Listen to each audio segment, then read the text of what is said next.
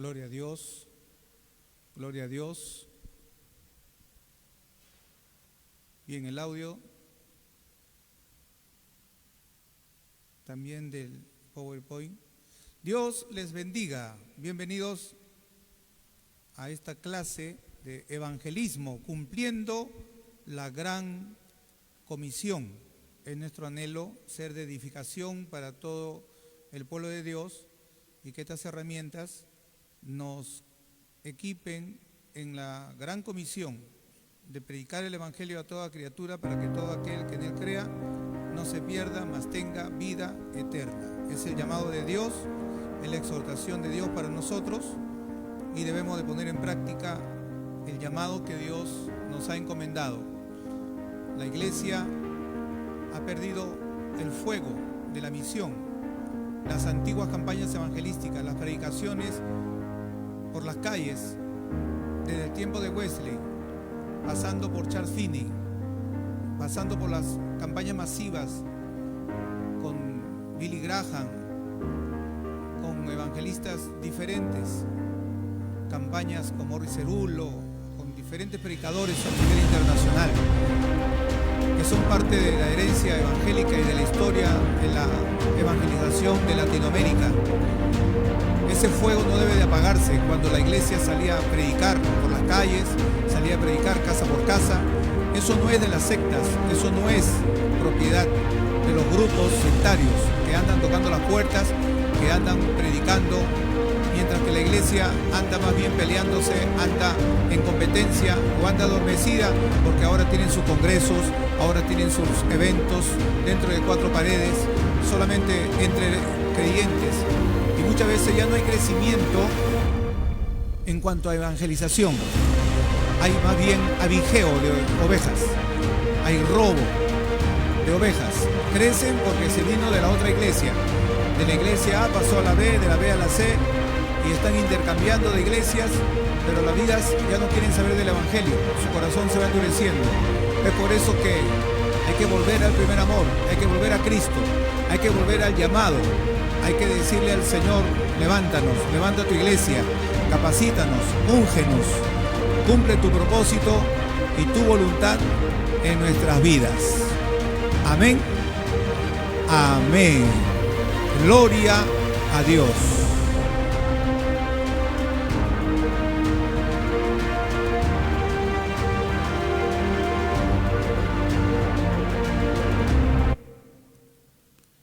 Y de esa manera entonces comenzamos con la lección de hoy, el mensaje del evangelio. Usted va a dar una campaña evangelística. ¿Cómo es la predicación? ¿Es doctrinal? ¿Cómo es? El mensaje bíblico. ¿Cuál es el mensaje de Dios? Es, como dice el apóstol Pablo, el mensaje de la cruz.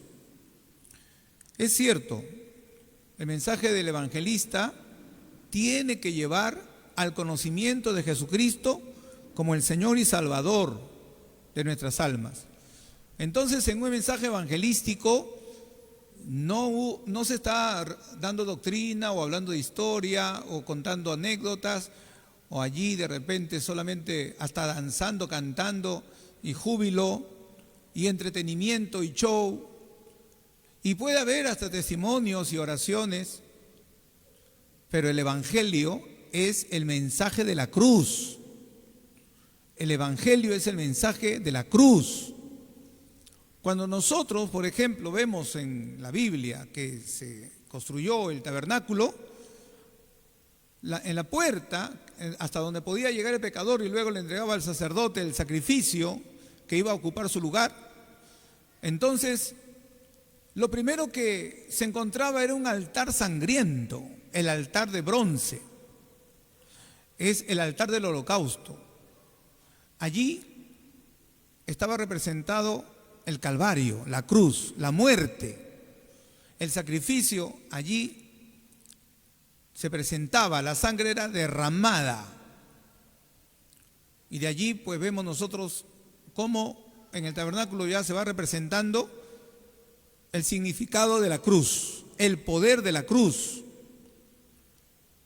Usted puede hablar de muchas cosas, pero al final Si no presenta a Jesús como el Salvador, no ha evangelizado. No ha presentado el mensaje de salvación. El mensaje es importante, así como el mensajero que hemos mencionado. Pero el mensaje es importante, porque el mensaje de la cruz se tiene que presentar para que la persona pueda alcanzar la salvación. Y para esto, efectivamente, se toca el pecado. La paga del pecado es muerte, mas el regalo de Dios es vida eterna en Cristo Jesús, Señor nuestro. Entonces, hay diferentes ministerios evangelísticos que cada uno, como Dios lo usa, presenta el mensaje de salvación, señala que el hombre es pecador y tiene que señalar el pecado para luego señalar la redención. No es para predicar duro contra el pecado y quedarse en el pecado. Es para mostrar el camino de salvación. No es como algunos han dicho, pero si hablo de pecado, la gente se va. Lo que pasa es que hay personas que solamente condenan y hasta mandan al infierno y dicen: tú estás perdido porque eres un pecador, y tú estás corrompido porque tú estás mal, y comienzan a predicar, y entonces dice: bueno, estoy perdido ya, entonces ¿qué más me queda? Ya puedes seguir viviendo perdido, y no le muestran el camino de la salvación. Entonces Juan el Bautista decía: arrepentíos y convertíos. Venían al bautizarse y dice: a mí no vengas con show religioso, arrepiéntete. Dice: pero ya me arrepentí, mira, me voy a bautizar. Sí, pero deja de robar, no seas ladrón, y ustedes dejen la avaricia, ¿no? Y ustedes y den frutos, hagan frutos dignos de arrepentimiento, que se vea que realmente se han convertido. Es decir, un mensaje contra el pecado. Pero luego, he aquí el Cordero de Dios que quita el pecado del mundo. Entonces, en el Evangelio, ahí cuidado, hay una tentación en el culto a la personalidad, en la cual la gente dice: dale más duro, eso, así, dale para que se arrepienta. Pero muchos no se arrepienten si no entienden que el Señor perdona, más bien se sienten condenados. Entonces, la cruz es un símbolo de esperanza. Sin la cruz no hay evangelio. Por eso la cruz no solo representa el sacrificio de Cristo, sino que también simboliza la esperanza de resurrección, el mensaje y la vida eterna, recordando a los creyentes que a través de la fe pueden superar el pecado y la muerte. Básicamente, ese es el significado de la cruz en el cristianismo. Entonces, no está mal cuando uno dice: yo predico la cruz de Cristo. O cuando cantamos: oh, yo siempre amaré esa cruz. No está hablando necesariamente de la cruz física, sino del Redentor que murió en la cruz y de la obra de la redención en su totalidad. Sin cruz no hay evangelio, no hay vida. Ahora bien, un autor cristiano escribió: la iglesia se ha detenido en algún lugar entre la cruz y Pentecostés. En el sentido de que Jesús murió en la cruz y pagó nuestro pecado, pero resucitó. Y eso fue lo que motivó a los predicadores, a los apóstoles, a proclamar el mensaje del evangelio. Y lo proclamaron, pero esperaron luego y buscaron ser llenos del Espíritu Santo. De ahí en adelante vemos un evangelismo apostólico, un evangelismo con poder de Dios. No es el hombre el que sana, pero habían sanidades. Está escrito: y hacía Dios milagros extraordinarios por mano de Pablo, también por mano de Pedro. Con la sombra de Pedro se sanaban los enfermos, pero no era Pedro, era el poder de Dios. Por eso el mensaje de la cruz es clave, es importantísimo. No hay evangelio sin el mensaje de la cruz. He aquí la importancia del sacrificio de Cristo, que establece un nuevo pacto, mejor que el antiguo. Entonces el antiguo tiene cosas interesantes, pero dice: Jesús es mediador de un nuevo pacto, un pacto mejor.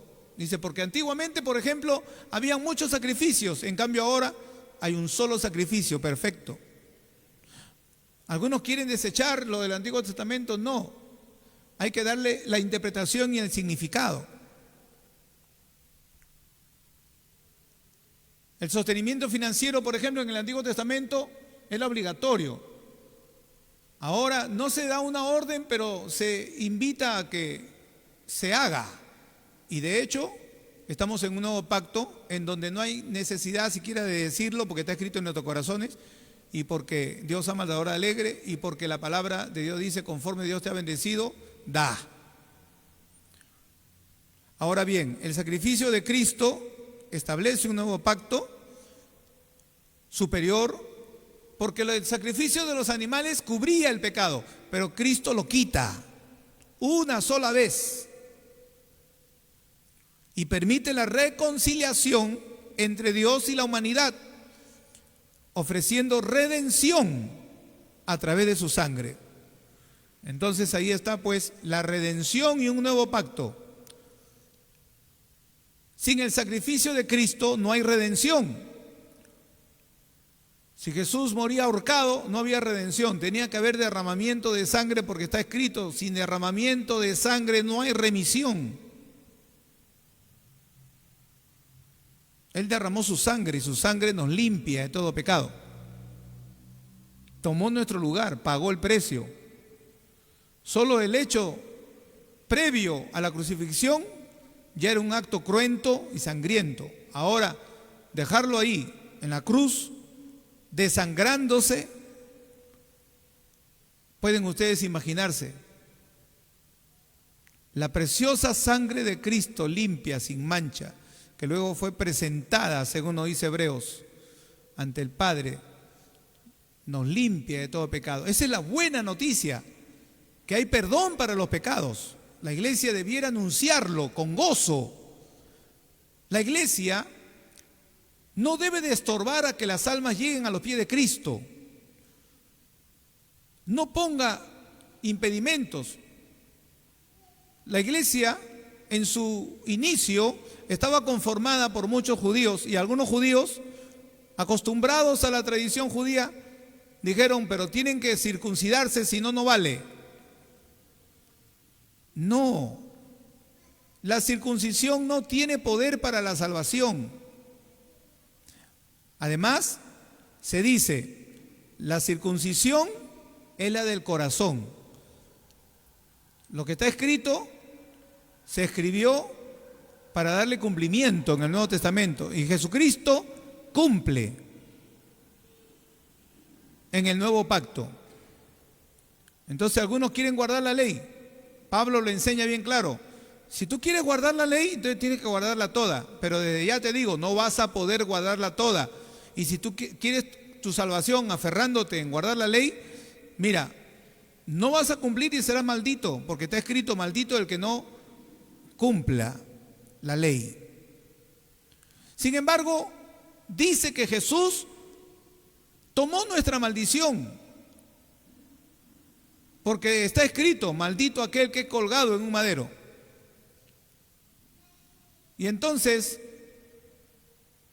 sobreentendido está que es colgado, es crucificado, porque cuelga, pende de un madero. Algunos polemizan y dicen, no, que estaba amarrado. No. Suficientes pasajes hay para hablar de la crucifixión, del sacrificio de Cristo, que está profetizado y que está escrito, y que en Cristo es el cumplimiento profético y la salvación anunciada y esperada. Desde los profetas, desde Génesis 3:15, en donde Dios da la promesa, no te preocupes porque vendrá el hijo de la simiente, el hijo de la mujer, que aplastará a la serpiente, aunque ésta le herirá en el calcañar. Ya allí se sobreentiende, ya se entiende allí que vendrá un Salvador. De allí ya se sabe, y hay otros pasajes que mencionan. El profeta Isaías abundó en pasajes hablando del Salvador y del Mesías. Pero cuando vino el cumplimiento del tiempo, nació Jesús. Vino, nacido de mujer. Gálatas 4:4. Los ángeles lo anunciaron. Se llamará su nombre Jesús. Algunos todavía no creen en él, pero él mismo lo dijo. Yo soy el camino, la verdad y la vida. Nadie viene al Padre sino por mí. La Biblia dice claramente, no se hay tropiezo ni a judíos, ni a gentiles, ni a la iglesia de Dios. Entonces podemos nosotros dejar a la soberanía de Dios los casos en los cuales, ¿cómo va a juzgar Dios a quien no ha sido predicado? Tú no te preocupes por eso, preocúpate por lo que Dios ha ordenado a la iglesia. Id por todo el mundo y predicad el evangelio a toda criatura, dice Dios.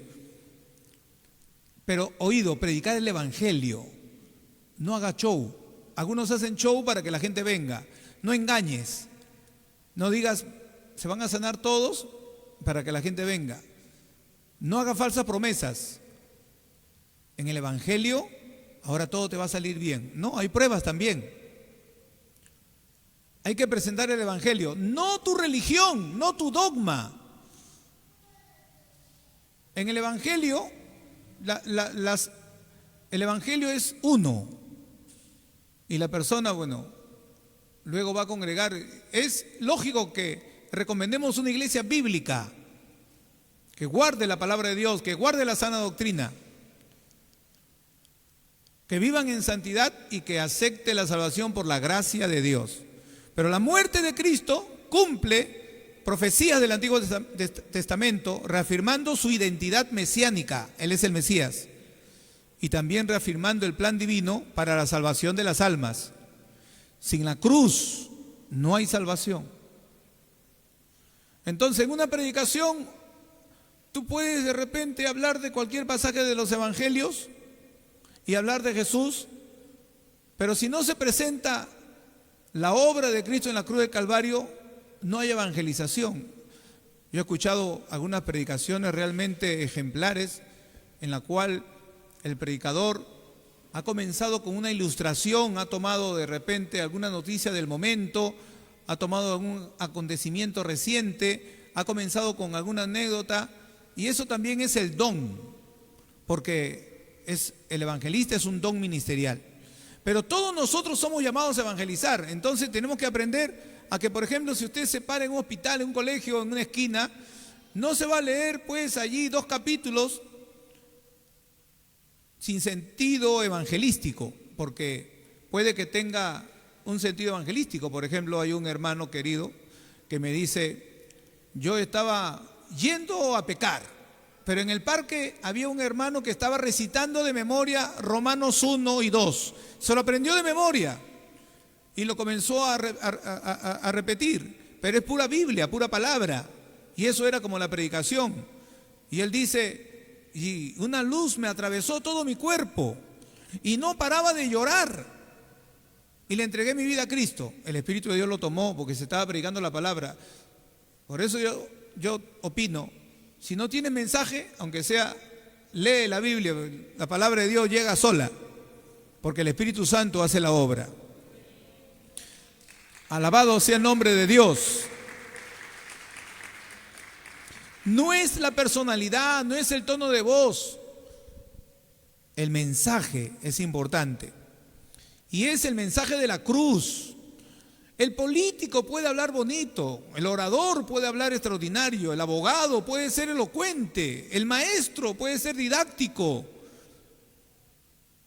algún luchador social puede ser también convincente al hablar. Y esos son los elementos de la comunicación, que tiene que haber pasión al hablar y tiene que haber un mensaje. Lo que Aristóteles decía, tiene que haber logos, o sea, palabra, y tiene que haber patos, o sea, pasión. Y tiene que haber etos, o sea, la ética, es decir, ¿quién es el que habla? Pero el apóstol Pablo a esos elementos de la comunicación agrega uno más. Y es en el poder del Espíritu Santo, dice. Entonces no hay que confiar, como en cierta ocasión un amigo que me dice, yo tengo el don de la palabra, Armando, yo he sido político, yo he hecho mítines por montón, yo sé llegar a la gente, Pero cuando le tocó predicar, me dice, no, esto es completamente diferente. Aquí se me fueron todos mis talentos. No. Aquí es diferente. Me tuve que rendir. Me tuve que someter a Dios y decirle, Señor, usa mi vida. Porque tiene que ser, hay gente que se debe engañar y de hecho hay muchos que se entusiasman. Miren ustedes que la palabra dice, por ejemplo, que Apolos era un gran predicador y elocuente, citando las Escrituras, pero sin poder del Espíritu Santo, parece, porque lo llamaron aparte, Priscila y Aquila, para señalarle más exactamente el camino de la salvación. Y lo orientaron, y él aceptó la orientación. Así que imagínense, ungido y lleno de la palabra de Dios, era un predicador completo. Pero la cruz es la base, como símbolo de redención. Es también símbolo de transformación. La cruz representa la transformación espiritual, guiando a los creyentes hacia una vida renovada en Cristo. El mensaje de la cruz. Usted puede contar su testimonio y luego decir, y Cristo llegó a mi vida y perdonó mis pecados, porque Él dio su vida en la cruz por mis pecados. En la cruz de Calvario, Él pagó el precio de mis pecados y por los tuyos. Por eso arrepiéntete, porque Cristo ha venido a perdonar tus pecados. Es decir, siempre está implícito el mensaje de la cruz, porque ese mensaje de salvación, y ese es la puerta de la salvación, como lo era en la puerta, como era la puerta en el tabernáculo. Primero era un acto sangriento, el sacrificio. Más allá había una fuente de bronce que era para lavarse, y eso habla de santificarse. Y la palabra de Dios nos dice que somos limpiados por la palabra, por la regeneración del Espíritu, dice. La Biblia, entonces, como palabra de Dios, no solo nos guía a Cristo, sino que también nos enseña a vivir y nos limpia y nos santifica. Ya una vez que tú estás limpio, tienes a Cristo y estás limpio por la palabra que Él nos ha hablado, tú puedes adorar y puedes entrar al lugar santo. Eso era lo que prefiguraba el tabernáculo. Y ahora, cuando estamos adorando, estamos en los lugares celestiales en Cristo. Ya no hay el maná o ya no hay el pan, ¿no? Ya no hay el pan de la proposición, pero está la palabra de Dios. Ya no está el candelero, pero está la guía del Espíritu Santo. Ya no está el altar del incienso, pero está la oración. Y en Hechos 2:42 y en todo el capítulo 2 podemos apreciar, en el capítulo 4 también, que la iglesia perseveraba en la doctrina, es decir, en la palabra, en el partimiento del pan, la comunión, que tiene que ver con el tabernáculo también, con el candelero, y en las oraciones. Son características y cualidades que nos recuerdan al lugar santo. Entonces, a través de la cruz, los cristianos encuentran luz y dirección en momentos de dificultad y desesperación. Luz en la oscuridad. Yo soy la luz del mundo. Y cuando uno tiene a Cristo ya no anda en tinieblas, porque el Señor nos guía a toda verdad. El mensaje del Evangelio es el mensaje de la obra de Cristo en la cruz de Calvario. Muerte y resurrección. No es solo la muerte. Sin la resurrección, pues no está completa la obra. La iglesia crecía. Y cuando se convirtió el apóstol Pablo, él dijo: Pongo todo mi conocimiento por basura con tal de conocer a Cristo. No somos muchos sabios, no hay muchos nobles. Lo vil, lo menospreciado del mundo acogió Dios para avergonzar a los sabios. Sin embargo, luego vinieron los sabios y dijeron: ¿por qué crecen tanto esta gente? ¿Por qué, aunque los persigan, ellos se mantienen fieles? A ver, yo quiero estudiar de qué hablan, qué enseñan. Y se encontraban con el mensaje de la cruz de Cristo, el propósito de la cruz, el propósito de la muerte y resurrección de Cristo, y entonces se terminaban convirtiendo a Cristo y se convirtieron en los primeros defensores de la fe, los que escribieron libros a favor de la fe cristiana, y la iglesia se fue fortaleciendo.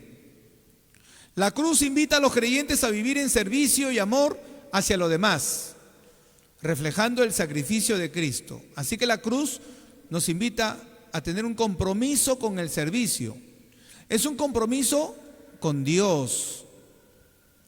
Tenemos que aprender a sobrellevar diferencias y dificultades para cumplir nuestro compromiso con Dios. Mi compromiso es con Dios. Dios nos ha invitado a cada uno a ser mensajeros de la cruz, que tiene sus implicaciones.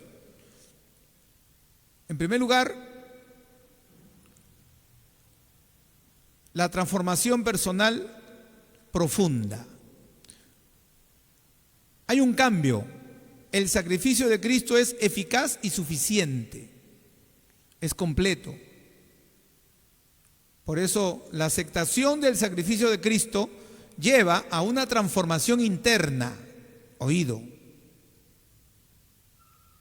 Cuando aplicas tu fe en Cristo, en su obra redentora, cuando la aceptas, Romanos 10, versos 9 y 10, si creyeres en tu corazón, ¿no?,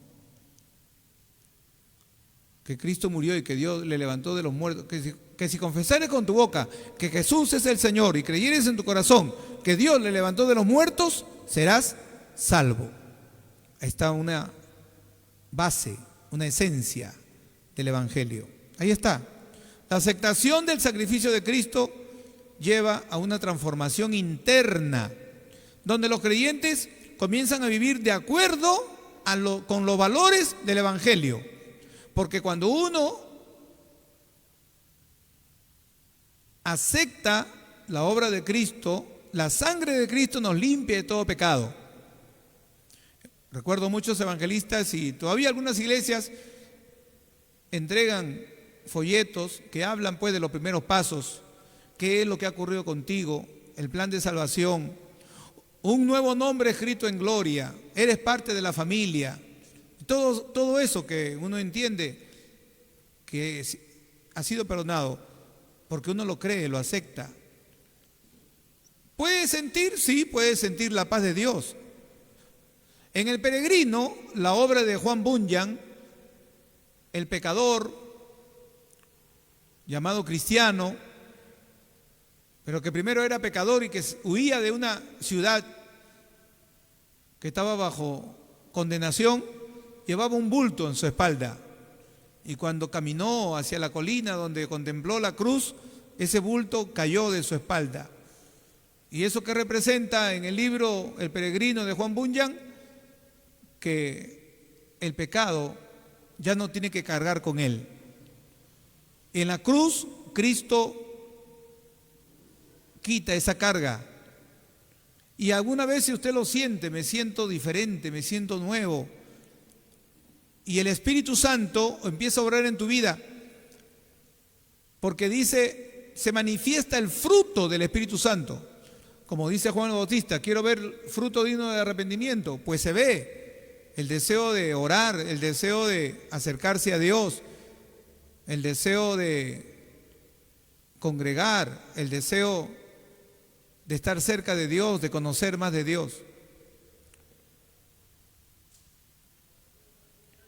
El mensaje de la cruz impulsa a los cristianos a involucrarse en acciones de justicia social, promoviendo el bienestar y paz en sus comunidades.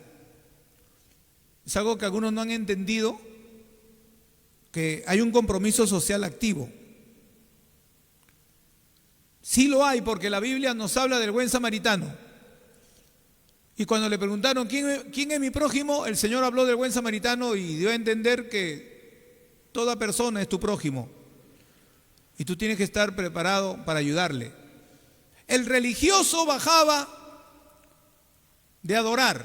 El sacerdote se fue de largo, viendo a la persona herida y necesitada, pasó de largo, pensando, ya estoy bien con Dios, ya cumplí. El levita lo vio y pasó de largo, pero el samaritano dice, tuvo compasión. No era obligatorio, pero él tuvo compasión. No era de su ciudad, pero nuevamente repito, tuvo compasión. Y fue movido a misericordia y le ayudó y lo llevó a un lugar para que lo atiendan y lo cuiden. No era normal esperar eso porque judíos y samaritanos no se hablaban siquiera, pero eso quedó de lado. Él dijo, es un ser humano, necesita ayuda, lo voy a ayudar. Y se comprometió, no lo hizo por cumplir porque lo dejó en manos del mesonero, el encargado del mesón o del hospedaje, y le dijo, por favor atiéndelo, toma dinero y si te falta yo te pago cuando venga. Ese es amor, amor al prójimo. Quizás la Biblia no diga labor social, pero dice amor al prójimo. Hay algunos que hacen labor social sin amor al prójimo. Hacen por amor al bolsillo, por ganar dinero. Pero un cristiano debe de hacer labor social por amor al prójimo. Cuando dicen amén. También hay que entender el mensaje de la cruz, de que es para todos los pueblos y todos los pueblos no somos iguales. No tenemos el mismo idioma, no tenemos el mismo acento, no tenemos el mismo trasfondo, la misma cultura. Tenemos diferencias culturales, pero hay un solo pueblo de Dios. Y entonces la iglesia de Cristo es una. Y usted dirá, pero ¿cómo yo voy a ser uno con ese? Ese usa túnica. Es que allá en ese país usan túnica, pero él ama a Dios, ama al Señor como tú. Entonces Él es tu hermano. Estás en la India, tienen costumbres diferentes, pero hay un pueblo que alaba a Dios. Estás en China, hay cristianos también. Estás en África, estás en Estados Unidos. Tú vas a ver que tienen costumbres diferentes, pero hay un trasfondo que es la Biblia. Y obedecen lo que dice el Señor y adoran al Señor. Y entonces a esto se le llama unidad en la diversidad. Es como una familia, imagínense 8 hermanos, que las hay. Y cada uno es un mundo. Cada uno tiene su carácter. Uno es callado, el otro es hablador, parlanchín. ¿No? Uno es estudioso, el otro no le gusta estudiar, le gusta hacer deporte. Uno tiene un pensamiento, el otro tiene otra idea, pero son hermanos. En la mesa pueden opinar, pueden decir, no hermano, yo no creo como tú, pero te respeto, tú eres mi hermano, te quiero mucho. Un beso todavía le da. Pero se saben entender y sobrellevar, porque ponen por encima que son hermanos. Entonces, hay una crisis espiritual grande porque bien fácil es que uno critique la creencia del otro diciendo, no es mi hermano, es un diablo. Ese no es hermano, es un mentiroso, es un apóstata, es un hereje, es un mundano, no es mi hermano. Y a veces se condena al que el Señor dice en la Biblia, ¿quién eres tú para que juzgues al criado ajeno? Yo soy, dice el Señor, el que juzga al criado ajeno. Yo soy el que tiene el poder de mantenerlo de pie o no. Y el Señor va a juzgar a cada uno según sea su obra. Qué hermoso el pasaje de cuando el Señor llama a Pedro y le dice, Pedro, apacienta mis ovejas. Pedro, ¿me amas? Pastorea, Pedro. Le habla a Pedro y le traza el camino y le dice, mira Pedro, te voy a decir la verdad. Llegará el día en que tú no vas a ir a donde quieras, sino que extenderán tu mano y te llevarán a donde no quieras. O sea que voy a morir por tu causa. Señor, gracias. Qué privilegio. Pero miren ustedes la humana condición de Pedro. No soportó la curiosidad. Y allí en Juan 20, allí se menciona de que Pedro le preguntó al Señor, cuando se acercó Juan, le dijo, Señor, ¿y este? O sea, ¿qué va a pasar con él? En pocas palabras el Señor dijo, ¿a ti qué te importa? Porque le dijo, si yo quiero que él quede hasta que yo venga, queda a ti. Hasta lo entendió mal Pedro, porque él fue el único que estuvo allí. Y después en la iglesia se decía que Juan no iba a morir hasta que Cristo venga. Eso demuestra la humana condición. Pero también cuando el Señor llamó a un publicano y llamó a un celote. Ellos no se podían ver. ¿Cómo el Señor logró que tuvieran comunión un revolucionario con un servidor de Roma? Porque tenemos que aprender a amar y a perdonar. Porque hay unidad en la diversidad. Ese espacio de tolerancia en el cual, bueno, hermano, tú tienes esa costumbre, no es herejía, no es grave, no es una cosa que esté contra la Biblia. Entonces, bueno, yo no participo. La Biblia dice, por ejemplo, si tú quieres comer carne, come carne. Pero si no quieres, no la comas. Igual, si tú comes, tú dices, gracias a Dios que me diste de comer. Si tú no comes, dices, Señor, yo quiero mantenerme puro, santo, no quiero comer. Tu motivación, la de ambos, es dar gloria a Dios. Entonces, ¿por qué se van a pelear? Más bien, sabiamente, Pablo dice, como él sí comía de todo, él dice, para mí el que no come es débil. Así que sopórtalo y no lo critiques. Acéptalo, pero no para discutir, no discutas. Y al otro que es débil también le dice, y tú tampoco lo juzgues a tu hermano. La unidad en la diversidad. Importante porque personalmente cuando me convertí a Cristo y conocí el mensaje del Evangelio, porque bueno, yo era creyente en Dios en la iglesia tradicional, y cuando escuché en la iglesia tradicional, yo entendí el Evangelio, y por eso yo afirmaba ser salvo. Y de hecho, sé que hay muchos que son salvos, porque han aceptado a Jesús y no son idólatras. Y de hecho muchos, cuando se consagran más, pues se acercan más a Dios. Pero algunos no lo aceptan hasta que no sea de mi iglesia. No se trata de que sea de tu iglesia. Se trata de que esté cerca de Dios, que esté cerca de Jesús. Jesús es el camino, la verdad y la vida. Sin embargo, cuando ya me acerqué un poco más, ya no solamente al evangelio, sino al evangelicalismo, es decir, a la iglesia evangélica, para mí fue una sorpresa ver que habían diferentes grupos. Y yo dije, ¿por qué? No lo entiendo. Alguien espiritual me dijo, mira Armando, déjame explicarte. Lo que pasa es que, me explicó por qué hay diferentes grupos. Lo cual fue un poquito triste, porque yo dije, no, pero ¿por qué? Si somos hermanos. Esa hermandad se veía unida cuando había una campaña evangelística. Nos uníamos y, ya entendí. Nuestra unidad es espiritual. Ya entendí. Hay una unidad espiritual, somos hermanos, aunque tenga otro nombre, pero somos hermanos y nos abrazábamos y compartíamos en la campaña. Pero luego comenzó la guerra, no. Oye, el hermano, ese no es ni mi primo, decían algunos.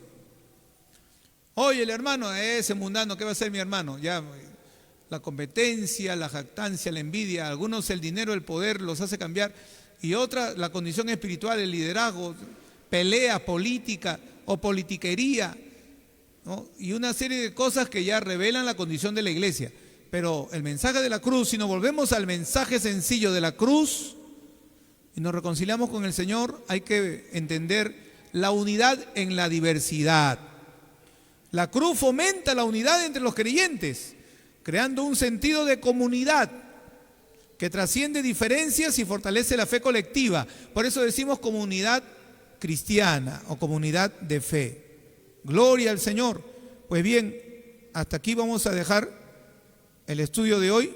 Vamos a hablar, para terminar, sobre la centralidad de la cruz. La cruz, entonces, es el símbolo fundamental del Evangelio, representando el sacrificio de Cristo y la reconciliación entre Dios y la humanidad. lo que permite a los creyentes experimentar la redención y la transformación espiritual.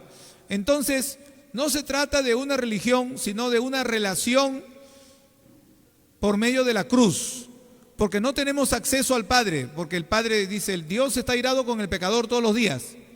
Pero cuando uno viene a Cristo por medio de aceptar la obra de la cruz, somos lavados, somos perdonados. Y el Evangelio llega a nuestras vidas y llega el perdón y la salvación. Gloria al Señor. Así es el mensaje del Evangelio, ¿no?, que también nos muestra aquí pues la muerte y resurrección de Cristo. Luego continuamos con estos puntos, pero damos gracias a Dios por este hermoso tiempo.